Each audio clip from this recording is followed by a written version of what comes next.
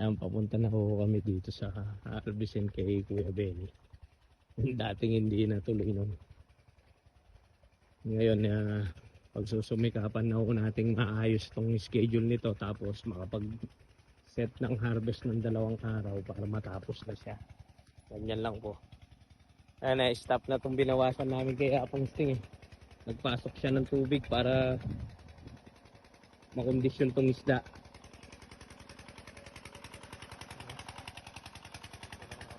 Kumain na niya. Ang tubig. Tapaw itong pinaglalagyan niya ng tubig nito, hindi delta. Ito, si hektaryo itong kinakargahan niya ng tubig na yan.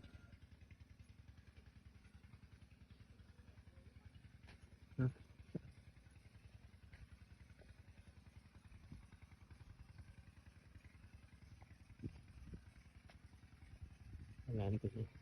Nagkakubon ko. Eto. Areglo na ho siguro yung isda namin na nakapiskage dito. Kaya ito yung pwede pakarga ng mga buyer ngayon. Yan. Wala. Dinig mo yung pagpapasok ng tubig nila ng ingay ng makina. Yan.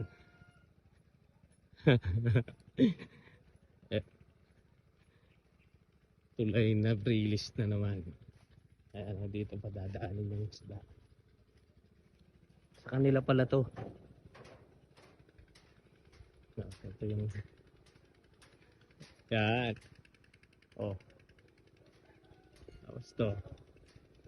Ito yung magandang tulay. Tibay oh. Ganyan ang pampatibay na kawayan. Kaya tubado to. Ay! Pre! Uy! Abi ko na nga po eh. Kayo ay po. O Bab. Halika, kakamangan nakapam. Wapin. Pre! Gagawa tayo ng ano. Dagdagan nyo pa to. Kailangan maganda performance natin kay Mapalando. Eto. Tignan nyo po yung tanki nyo.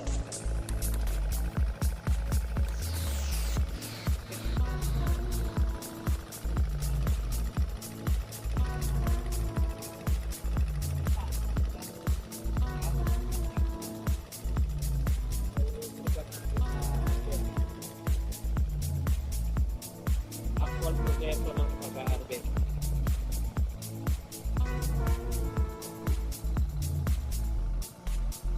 So, totoanan po ang mga nagtatrabaho pag nakasistema yung trabaho, wala akong mahirap. Nakasistema yan eh. May pumasalot, may nakawa, may pumapasan, may nagtutulak ng release. Tapos ito si Kuya Jun, all around nito.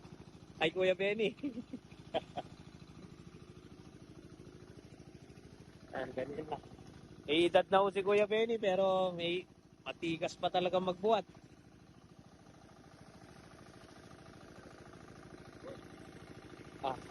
Liwasan kayo. Alternate. Sabi mo.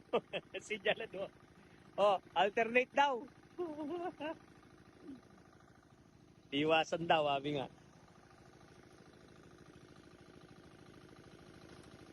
Parang ko ng 350 lang.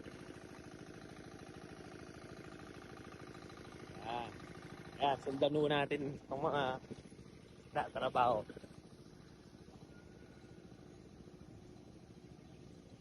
Tarulas na.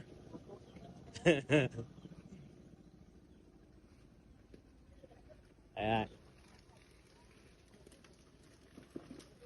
Okay. Bab, yan yung masigang manakit ano? Parin Jun po. Eka marine kanyan, din tinda mo, kay alok mo pa kaya kanyan. Sasali po, ayan. Ayan. Ayos na yung ano niyan. Si Kuya Benny, alam ko yung tactic ha. Isang pasan tapos ayos na. O pare.